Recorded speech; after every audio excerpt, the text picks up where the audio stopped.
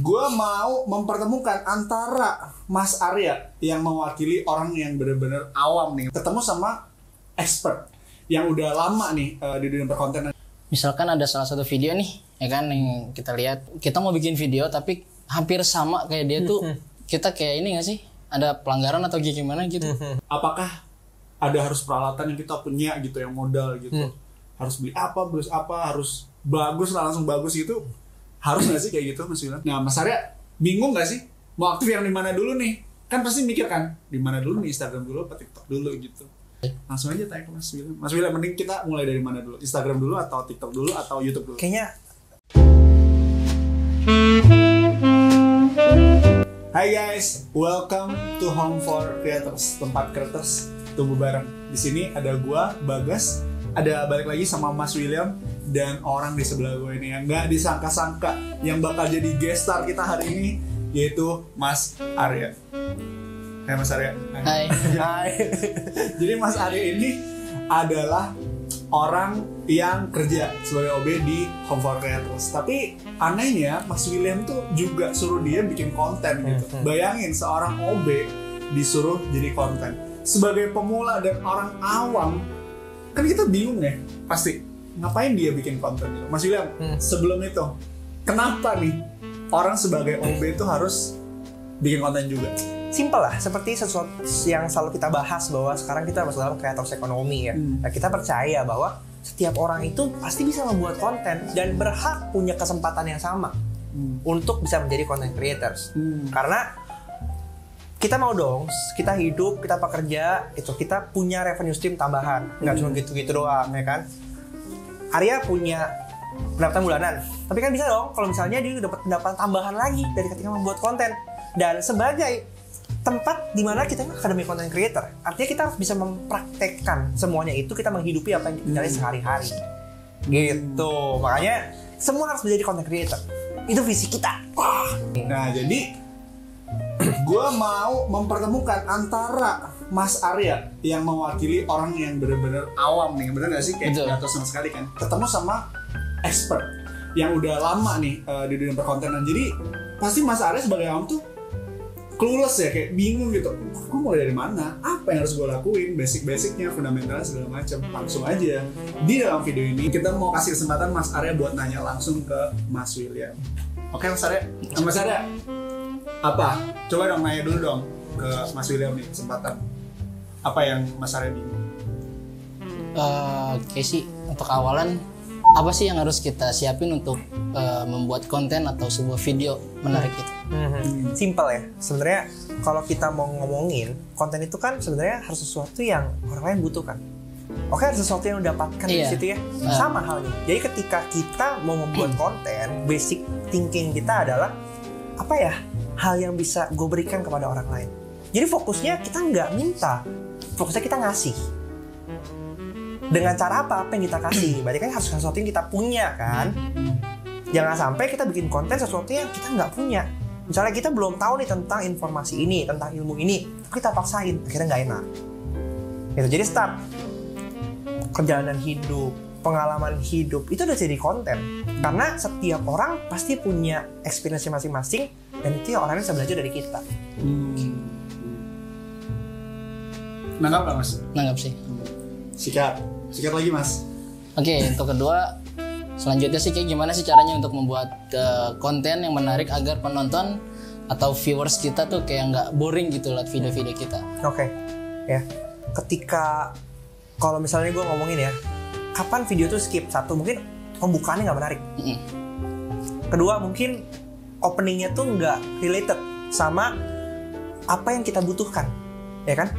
Mungkin misalnya contoh ya, gue ngebahas tentang trading forex gitu. Mungkin lu nggak suka dengan hal itu, lu kan nonton nggak? Pasti kan nggak juga kan? Dari kayak gitu akan menjadi tolak ukur kita. Topik yang kita bawakan itu kena ke orang yang tepat nggak sih? Ketika kontennya kena ke orang yang tepat, pasti nonton. Ketika udah mereka nonton, mereka ngeliatin 1, 2, 3 detik pertama. 3 detik pertama itu memberikan kesan nggak buat mereka? Kayak wow nggak? Bikin penasaran nggak? Ketika ada mau penasaran, kita akan lanjut terus dong. Gitu. Jadi kita Sama kayak kita nonton film, biasa kalau film itu pasti akan ada ceritanya ya, dibuat gimana sih setiap detik itu ngegantung, bikin kita penasaran. Sama tuh di tiap bikin konten juga sama, kita bisa ngasih elemen itu. Entah ada kita kasih jeda atau kasih tulisan. Kalau di TikTok kita bisa tunjuk. Setiap pergerakan itu sebenarnya membantu penonton kita untuk nggak hilang fokus dari kita. Jadi kita bisa ngatur durasi teks-teksnya gitu ya nggak guys? Ya kan? Itu kan paling nggak membantu ya. Ketika ada banyak pergerakan-pergerakan itu membantu. Gimana Mas Arya? Ada lagi nggak? Sekian lagi Mas Arya.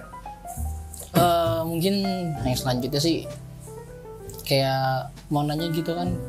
Misalkan ada salah satu video nih, ya kan yang kita lihat itu kayak kita mau bikin video tapi hampir sama kayak dia tuh. Kita kayak ini nggak sih? Ada pelanggaran atau gimana gitu. Ini sekarang ya, kalau kita lihat di FYP TikTok gitu ya, kan banyak orang yang ngikutin gerakan yang sama. Gudang Pargo coba bayangin, ya. Berapa banyak orang begini. Karena pelanggaran nggak? Enggak sih. Enggak kan?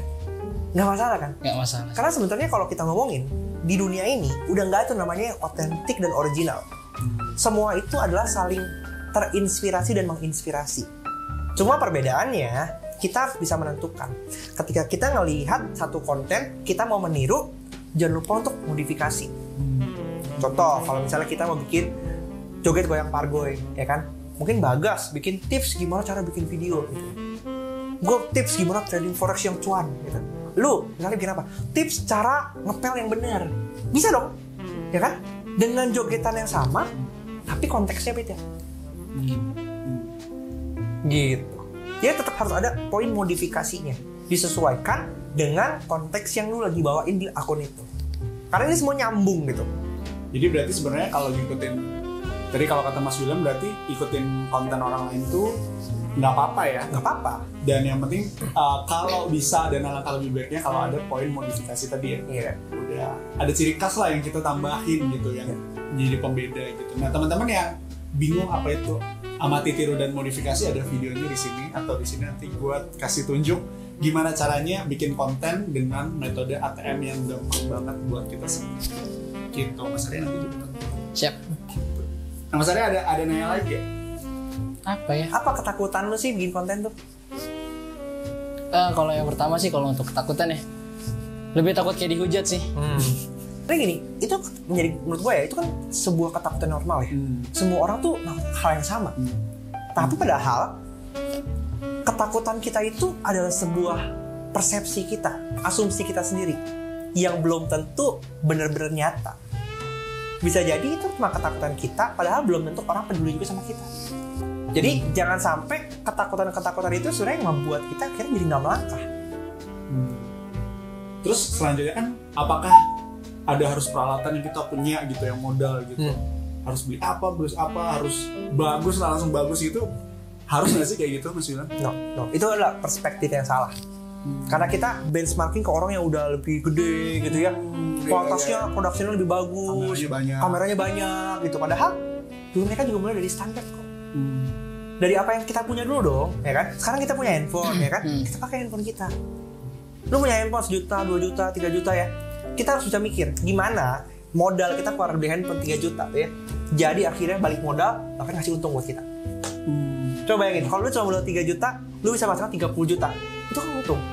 Nanti ketika kita udah lebih expert, lebih profesional lagi, kita upgrade skill kita pelan-pelan, kita upgrade alat kita pelan-pelan. Karena nanti pasti dibutuhkan. Tapi untuk masa awal-awal, gunain dulu yang ada. Cahaya matahari itu kan cukup terang. Yang penting make sure bahwa kameranya jangan buram, gitu aja. Kayak banyak cap-cap tangan dia itu bikin buram. Tapi yang buram-buramnya di TikTok aku, FYP. Ya kan? Gak ada alasan deh pokoknya. Asarnya pasti bingung dong, kan pasti nggak aktif konten, belum aktif nonton dua-duanya kan. Nah Mas Arya bingung nggak sih mau aktif yang di mana dulu nih? Kan pasti mikir kan di mana dulu nih, Instagram dulu atau TikTok dulu gitu. Seruan yang mana ya, lebih cepat yang mana ya, terus kayak lebih gampang dulu yang mana nih, kan kita pasti cari yang gampang dulu. Betul sih. Langsung aja tanya Mas William, mending kita mulai dari mana dulu, Instagram dulu atau TikTok dulu atau YouTube dulu? Kayaknya kalau misalnya gue ngelihat profiling Arya gitu ya, saya kan TikTok dulu sih. TikTok tuh algoritmanya lebih bagus, lebih cepet naik sebenarnya. Gua harus contoh nih ya. Kita ngintip. Contoh nih, misalnya ya ini deh, misalnya apa ya? Cara menari nih.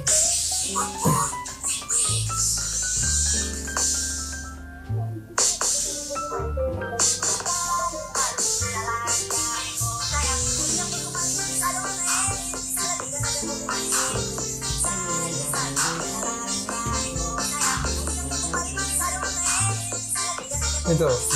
Tahu nggak maksudnya? Dari konten ini kita praktekin tadi ilmu amati tiru modifikasi. Lihat ya, dia cuma kasih tahu cara ngapain. Yang salahnya, yang benernya gimana, gitu. Nah sekarang lu bisa gini konten cara mengepel yang benar. Gitu orang pakai mas gitu kan, lu ngapain lagi, jangan lakukan itu. Cara ngepel begini, kasih teks, nggak perlu bersuara, nggak perlu apa-apa. Lu cuma perlu siapin skenario di kepala lu. Poin-poin apa aja mau gue buat di TikTok. Di TikTok, yes. Apapun bisa kayak. Yes. Yang estetik. Satu dulu aja deh, di TikTok dulu aja fokus. Cara ngeringin gelas. Misalnya. Ngeringin. OB baru terima gaji hari pertama ngapain, hari kedua ngapain, hari ketiga ngapain, hari terakhir ngapain gitu kan. Jangan lakukan itu. Begini.